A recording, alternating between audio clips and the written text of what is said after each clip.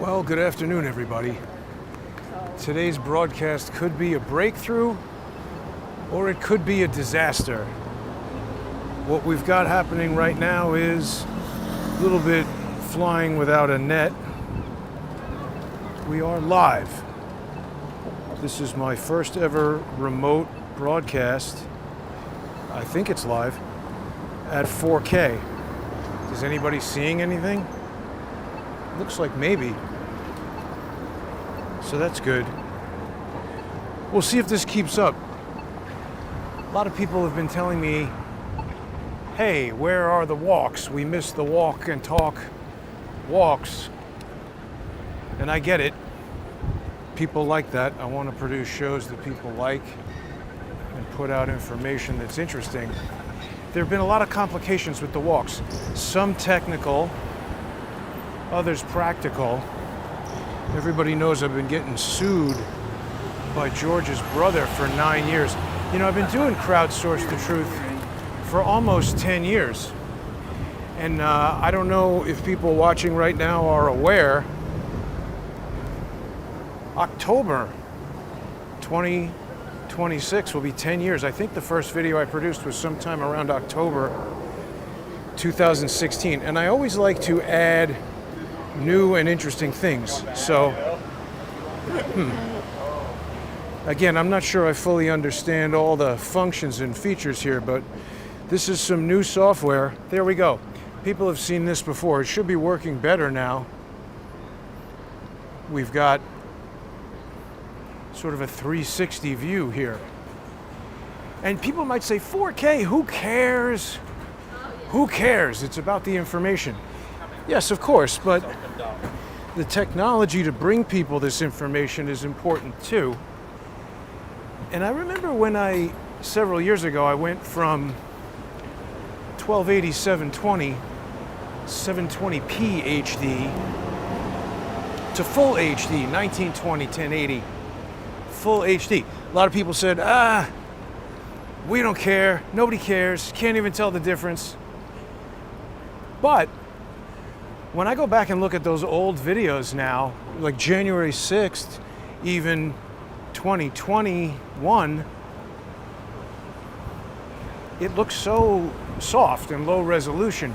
And frankly, there's so much detail going on that day in Washington, D.C., January 6th, 2021.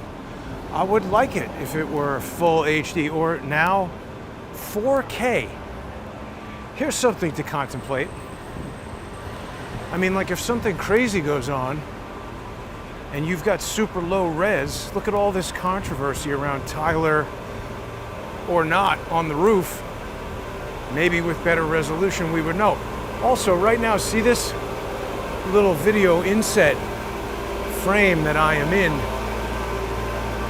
That right there, if you're watching in 4K, that's the resolution of the whole entire show prior to 2021. So now you've got a show within a show. Isn't that cool? We can look all around New York City. Now, okay, so we're a little overexposed in the sky, right? What if we go to that? Aha! Seems better. But now I look dark. I don't know, we'll keep experimenting. So the reason I haven't had a lot of walks is, you know, I've got all this different software that needs to work together in order for these shows to play. And by the way, thanks to people who have been sponsoring the show on subscribestar.com and patreon.com/crowdsourcethetruth. If you're not doing that, please do.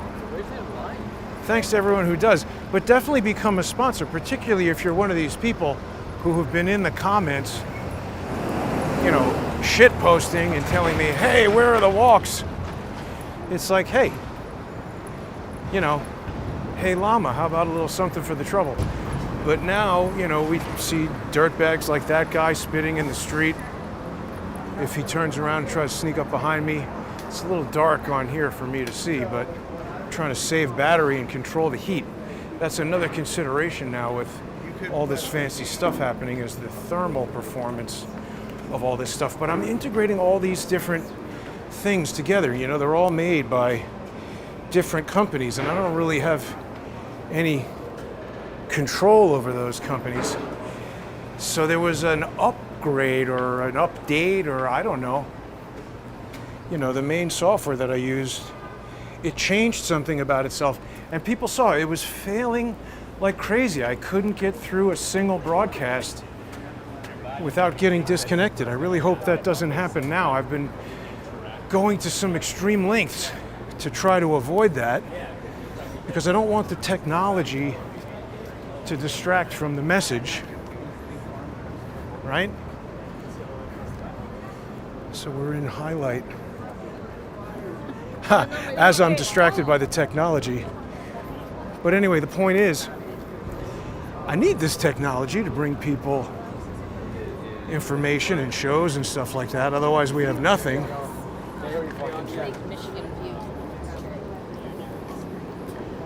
But it's got to work well enough together, and it's about bringing all these different things together. So this is a little bit flying without a net today because I'm trying a bunch of the different technologies that I've been working towards bringing to everybody so that I can do these type of unique broadcasts walking around New York City without getting interrupted. And I want it to be live. A lot of times the recent walks, even though there have been far fewer, they're live to cloud and then played back later, which is cool. You know, puts a lot less stress on me as far as being able to deal with unexpected technical issues if they come up along the walk, but it removes some of the excitement. I get it that when people don't know what may happen next, there's a certain, I don't know, certain thrill to that. Now, what standard seems to be the best. Let's leave it on standard. So we're live now. Ann Tam says there's a scandal about owners hiring third parties to rubber stamp approvals. I don't know what that means. Construction offices into apartments. Oh, I don't doubt it. I'm sure there's a million scandals. But see, this is just one of the lovely advantages of being able to do this live, is to have the live chats. And this person comments only 15 and no chats. Right. So that's the other thing, is that for many, many months, I was distracted by a legal battle with YouTube, of all things, trying to get this channel back. And that happened in April. And it was my hope that restoration of the channel... we gotta get that on 3. It was my hope that restoration of the channel would revive the business of Crowdsource the Truth. I can't do this if I can't afford to pay for food and my living expenses and all that sort of stuff. Obviously, everybody understands that, you know? And this is what my enemies, my opponents, have been focused on, is destroying my ability to earn a living by bringing people this type of interesting information. And they've done that by primarily attacking the YouTube channel, because it used to be when I would do a YouTube broadcast, sure, it's free, everybody can watch, but I would say stuff like, hey, please sponsor the show at subscribestar.com or patreon.com/crowdsource the truth. And back in the day, particularly on the Jason Goodman channel, the original Crowdsource the Truth channel, where I started broadcasting in October 2016, when I would say that, something on the order of 10, 20, 50,000 people would hear that message, and some would say, yeah, you know, it is nice to be able to see New York City, listen to Jason, hear what he has to say as he goes on a technological journey of constantly improving his ability to bring videos to people. Isn't that cool now? We've got this ability to zoom in on stuff without changing the lenses all around. That's a bit of a technological breakthrough. Some people also sponsor the show on crowdsourcethetruth.substack.com. Some people decide to just send a payment to paypal.me/crowdsourcethetruth. I appreciate everybody who sponsors the show. But that was the focus of my detractors, and there have been many. It's interesting to see that it's whittled down after all the years to George's brother. He's like sort of the sole remaining. Remember, we had Robert David Steele, and at one point, there's other people who I don't want to antagonize by bringing them up again. Robert David Steele's idiot wife, that didn't last. I've gotten better at the counter lawfare stuff. See, those guys want to be in the show. So now people who wave, used to be they sometimes weren't on the show. Now everybody gets to see everything that I see looking forward, and me. I hope people like that. It is creating a bit of a thermal management problem. I keep my eye on the temperature here. If the show cuts out, which I hope it won't, lots of technology in place to keep it rolling, including some things I've never tried before. I hope it continues rolling, and rolling at 4K. Give me a thumbs up in the comments if you're watching in 4K. And no, wait a minute, I lost the comments. Where'd the comments go? There we go, live chat. Picture quality is great, and Tam says, well, thank you. See, and that's what I'm working towards. Because some people say they don't care, but remember, if something important happens now, look at the level of detail that we're capturing. Okay? I mean, on January 6th, all we were capturing there was whatever is going on inside this little frame. Now we've got all this other 4K stuff. Every person on this tour, if someone were to do something that later became important, we'd go back in this video and perhaps it would be evidence. Who knows? You could study it. All these weird people who have come up behind me, stepping out of buildings saying, how is George? They're not going to be able to sneak up on me and not get on camera now. But anyway, I was in this legal battle with YouTube. We're going to talk about Zohran Mamdani and how he's destroying New York City. It might not be apparent on this particular walk. This is a relatively new park. It's nice.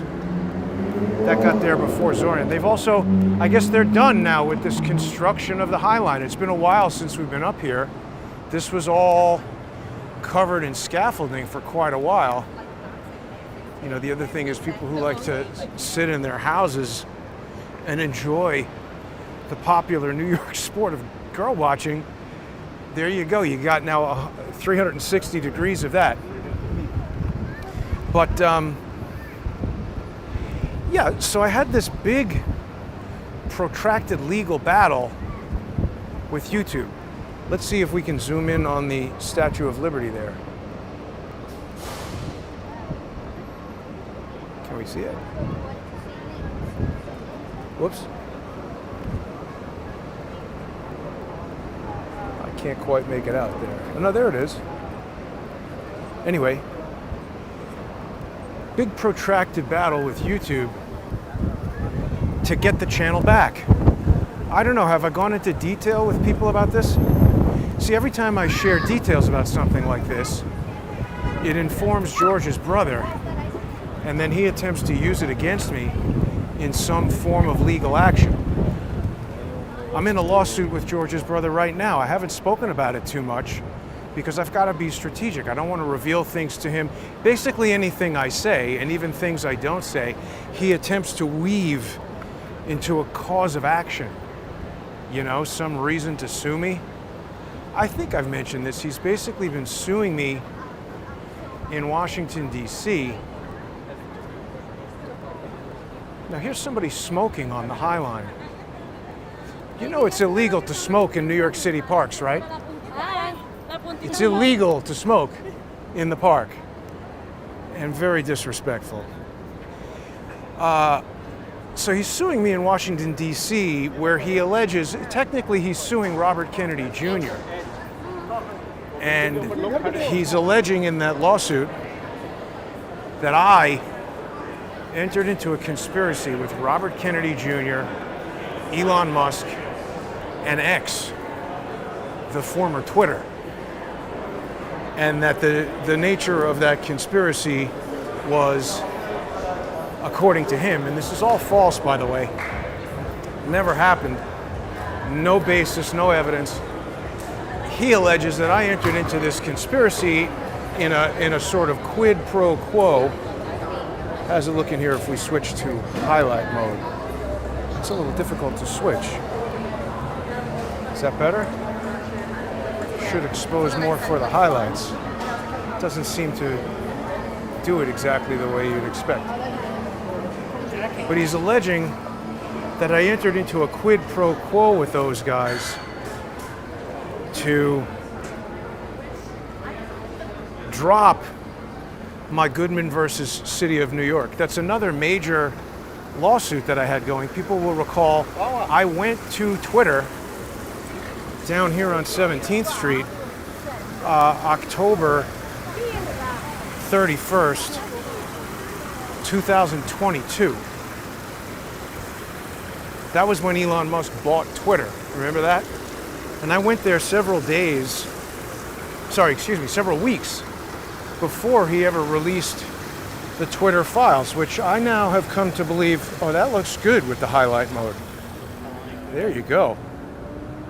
I've now come to understand that the Twitter files was a limited hangout released by Elon Musk to distract people from the fact that the FBI controlled Twitter. I think they still do, but they've smartened up about it a little bit, because I think they realize people hate that.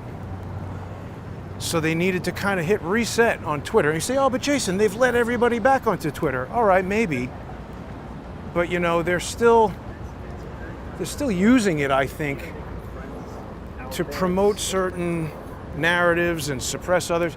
Anyway, the point is I went over there thinking that Elon Musk was a free speech champion and benevolent guy. I went over there to tell him, hey, the FBI is secretly controlling Twitter and basically violating everybody's First Amendment rights, everybody's Fourth Amendment rights. You've got Adam Sharp.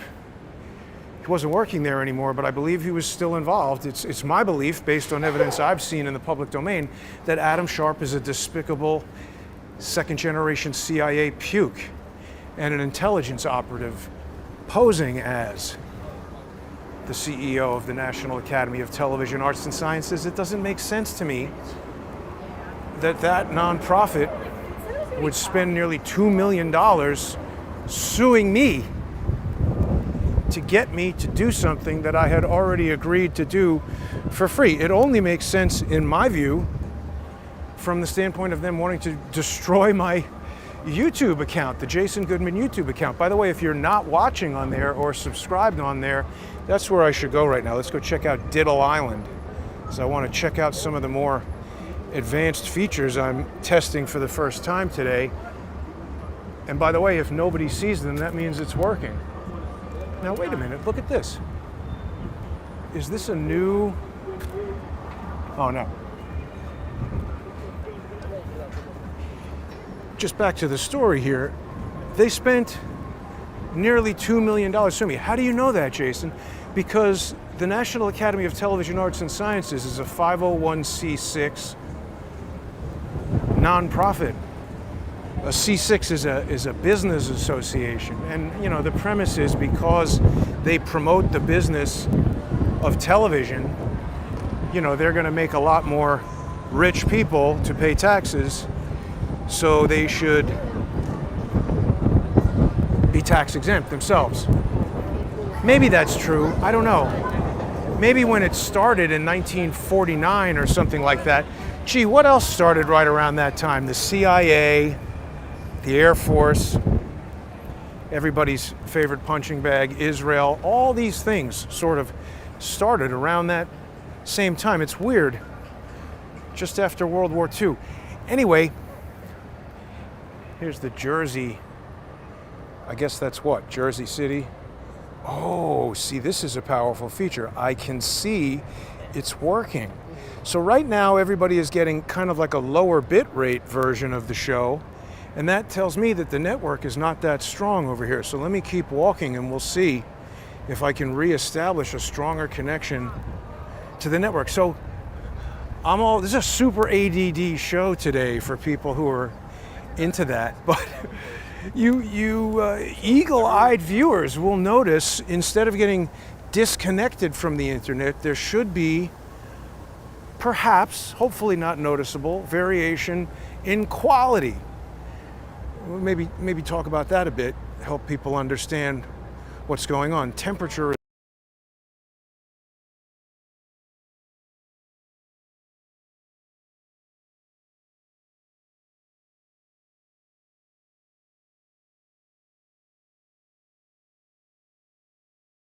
so it's pretty warm out today, and the devices are maxed out in terms of all this different software that they're running. So it never made sense to me that the Emmys spent $2 million nearly. Somebody's having a rough day on the High Line. A Ukrainian purse. $2 million. When I told them, hey, I'll take down this image that you don't like, they said, no, we have to sue you. I won't go into all the details of what causes me to believe that was an intelligence operation to shut down my YouTube channel. I know that sounds crazy, but who on earth would spend $2 million to sue me when the only benefit they got from bringing that lawsuit was to short circuit my appeal with YouTube? We weren't even in court. They said, drop your appeal first. And I said, no, I'm not going to do that, because then you can just go away for 90 days and I lose my YouTube channel and I'll have no recourse. It's also important to remember the sequence of what happened. June 12th, 2000, I produced a show with the now infamous super troll known as Cullen. That was the Crony Awards, and it featured a thumbnail image that included, we got bad signal over here. Now I want to make sure we don't lose connection, but we're going to be super duper testing it. Created that show called the Crony Awards with Cullen, and that featured an image of the Emmys statue, but it was a parody image that, in my non-professional, non-legal opinion, well, it's a legal opinion, but I'm not a lawyer, not qualified to give legal advice, but that parody image should have been protected by the U.S. Copyright Act, which has a lot of very specific language about parody, and I think that's what that was. It was transformative, it was commentary, intended to be humorous, ironic, etc. But that was on June 12th. Came out in discovery in NATAS, National Academy of Television Arts and Sciences, versus Multimedia System Design, Inc., doing business as Crowdsource the Truth, not a real entity. Came out in discovery of that case that there was an email sent from a allegedly anonymous address that I'm not allowed to say, or I'd be in contempt of court. I believe that order, that court order that would hold me in contempt, I believe is unconstitutional and frankly corrupt. But there's an interesting wrinkle in the concept of judicial immunity, which is that even if I'm correct, and the issuance of the order was done for a corrupt purpose and specifically to harm me, I still can't do anything about it. I didn't know that at the time. So I'm not going to mention the email address, but I've spoken about it in the past. Anyway, that email was sent on July 28th.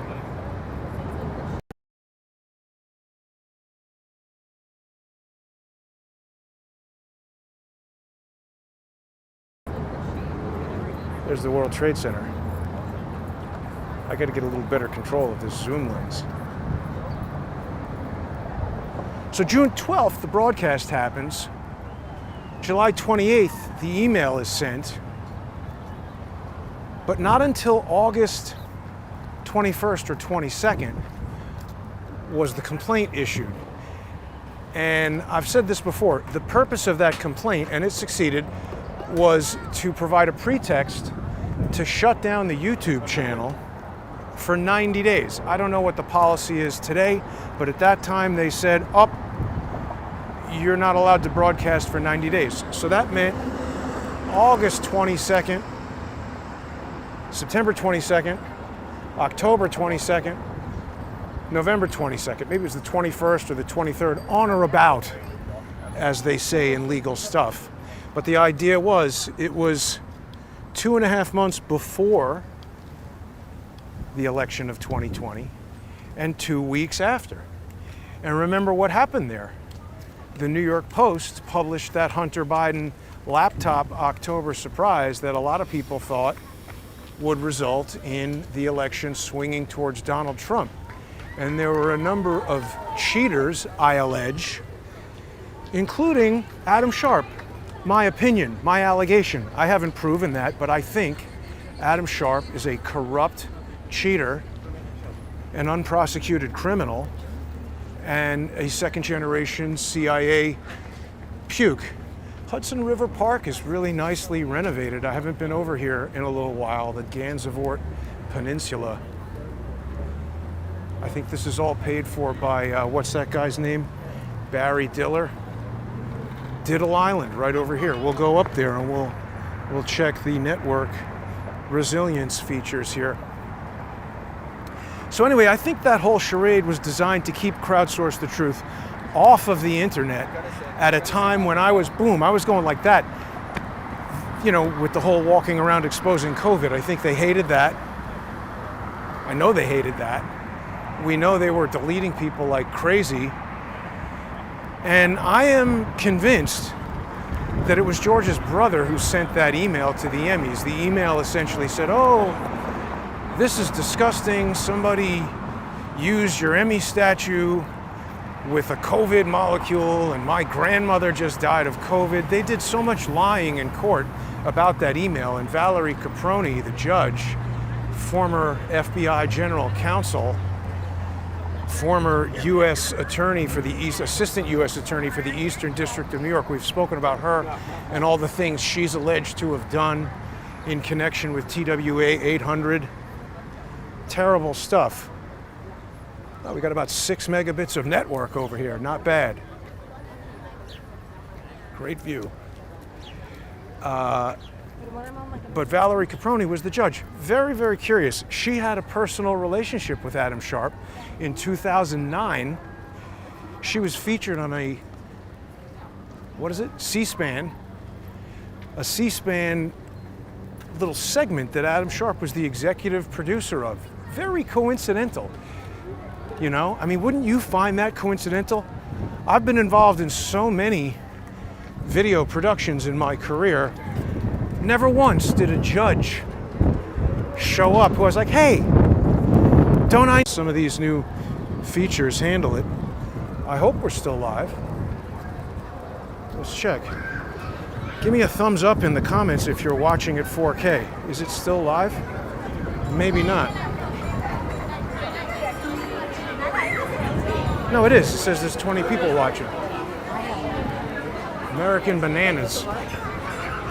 People are going bananas for bananas. Amanda's bananas, excuse me. I don't know Amanda. So we're down to 3 megabits over here. It's a bit like the movie Big. Yes, so Caproni was the judge. Interestingly, also, that's the second case involving George's brother where Valerie Caproni was the judge. That's weird, right? Also a coincidence by the very definition of the word coincidence. Now, what's this? That's new. Elevators. No, I have like... We have elevators. And then there's this little kind of mini amphitheater. So anyway, I lost that case. Remember, my attorney there was Radiolab. The band? Holy cow. It is. Really? No, that's not the Radiolab. That's something different. I don't know if people know the band Radiolab. Isn't that? Oh, Stereolab is what I'm thinking of. Radiolab, maybe something totally different. So anyway, that destroyed my YouTube channel. Yeah, we've got people watching 4K. That's awesome. And still live, thank you. Yes, I see that. So isn't this much better, much more interactive? You're on the journey with me. Nobody knows what may happen next. The lawns are resting.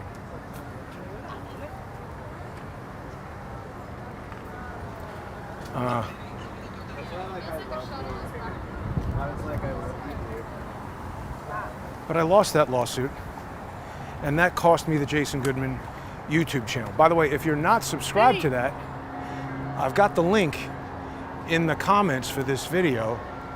And there's now so many different Crowdsource the Truth YouTube channels. It's slightly annoying for viewers and for me, particularly if you're looking for legacy content that's spread out all over the place. I think that's what somebody wanted to do. See, I think, again, my opinion, maybe you disagree, maybe other people will disagree.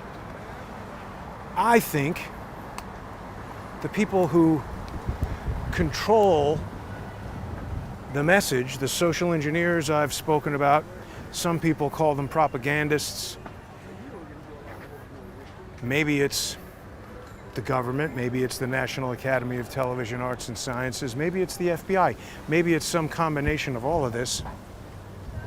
But I don't think they want this kind of free-flowing information where anyone can say whatever they want. I think there's a bit of a deception going on there. But, you know, I went to Twitter to tell Elon Musk that the FBI had illegally penetrated and was controlling Twitter. Remember, the deputy general counsel for Twitter at that time was a guy named Jim Baker, who also had been the FBI general counsel. Valerie Caproni got kicked out. Here's the sequence. Caproni gets kicked out,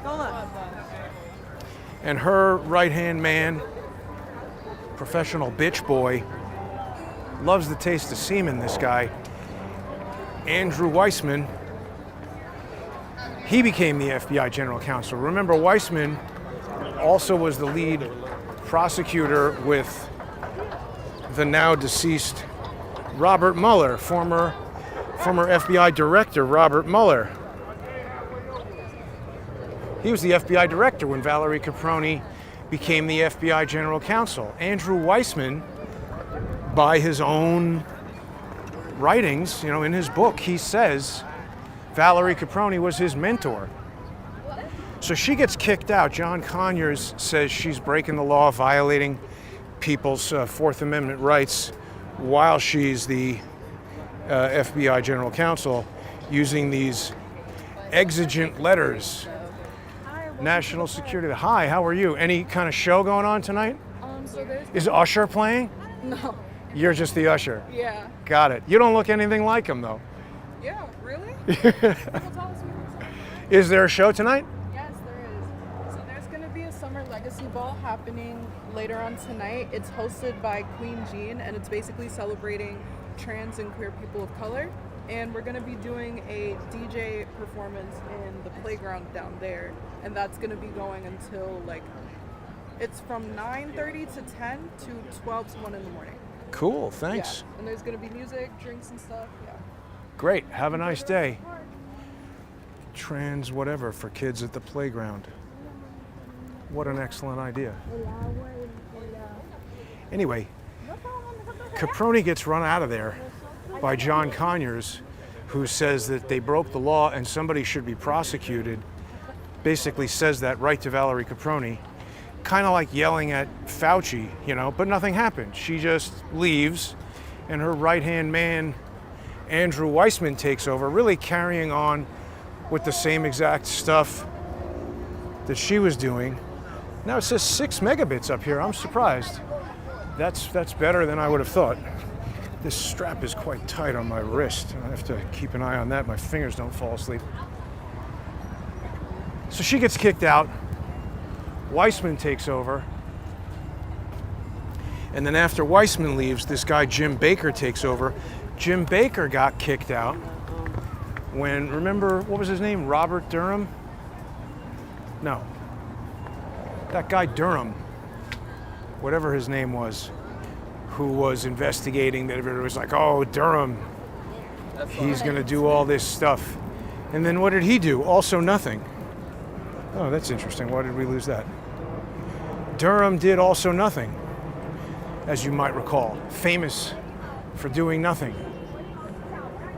But there was already, I think it was Michael Horowitz had initiated a prosecution against a guy named Sussman. It's hot day. A guy named Sussman. So let's have a look at New Jersey. Look at those yachts.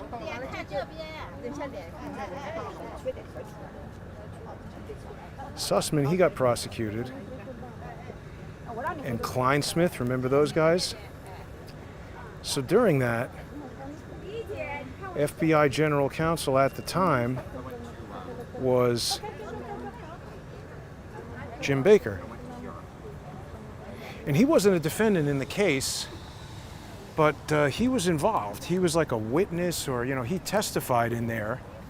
And we had this dude, Eric Lichtblau, who's a journalist for the New York Times. Interestingly, Lichtblau was co-author on that book, Operation Paperclip, with Annie Jacobson. That's a super interesting book, if you haven't read it. We still got 3 megabits up here, so we should be live. This has been a problem up here before. Hopefully it's good. Remember Behrman got those? Or his parents did for a while? Spread like 100. 42nd Street. But yeah, he was the co-author. I thought there was an exit over there. He was the co-author of that book, Operation Paperclip. I don't know that that really matters. He also wasn't a defendant. He was called to testify.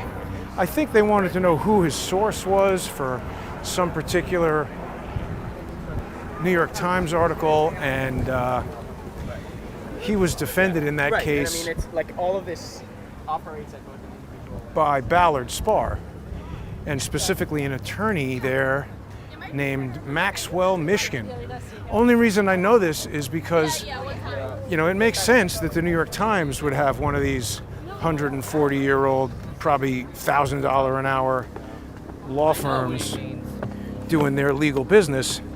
Doesn't make sense that a loser like Chris Boozy would have that when I sued him. But that did happen. George's brother was involved in that case too. He was giving information to Chris Boozy, also to try to destroy my social media accounts. Isn't it weird, all the big money law firms that come out when people want to try to destroy my social media? I don't really get it. But there's been a lot of money invested in trying to do it. And I mean, you know, I'm just getting a little bit of software together here to try to keep it.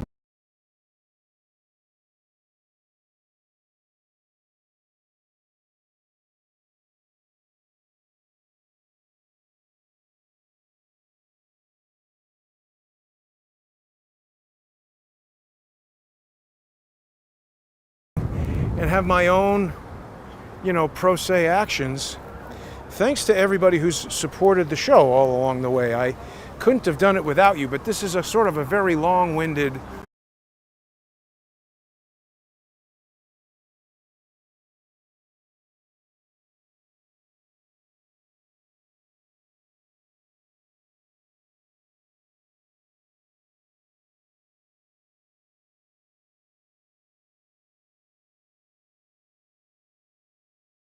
that many walks. I've been working on all these lawsuits, and the Goodman versus City of New York, which came about when I tried to tell Elon Musk that the FBI had infiltrated Twitter and that it involved Adam Sharp and it involved Valerie Caproni and it involved Barack Obama.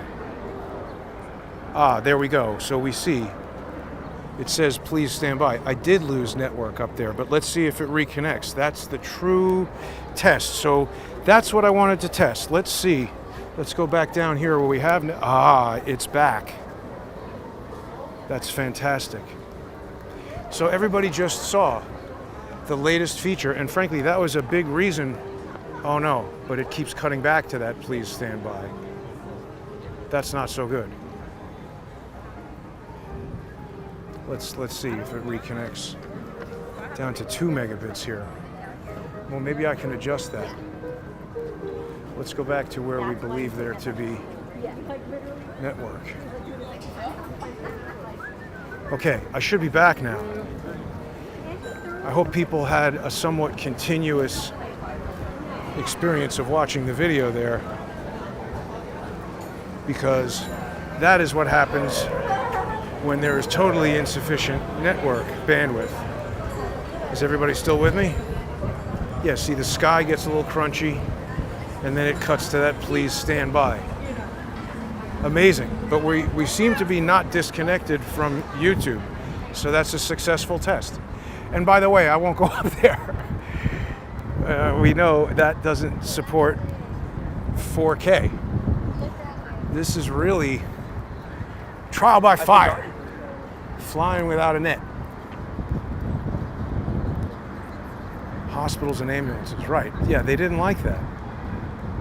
Give me a thumbs up if we're still live and you're still watching on 4K here. And that recovery mode worked. Here's these guys dancing. Do you think that they're like the American version? So yeah, Jim Baker, he got drummed out of the FBI after that prosecution of Sussman. And the thing that's weird is he went to go work at the Lawfare Institute for our buddy Ben Wittes, who's done lots of podcasts with and claims to be the best friend of James Comey. Isn't that weird? Because it was also when I started questioning Ben Wittes about his interactions with Peter Smith that Chris Boozy came out of nowhere. Now call me crazy, but it seems like all these people know each other and seem to be very connected to the same nexus of facts. You know what I'm talking about when I say that?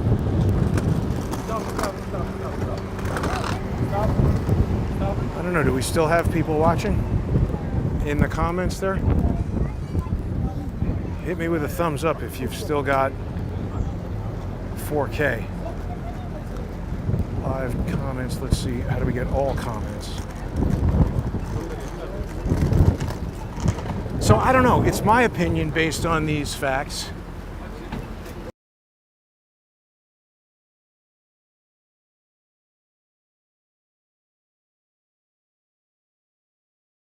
Obits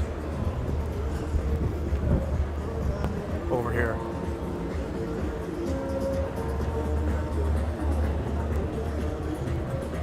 I didn't get to tell Mr. Musk. Uh-oh. Image is frozen. That's bad. Why did that happen? Uh-oh. Maybe that's the end of the broadcast.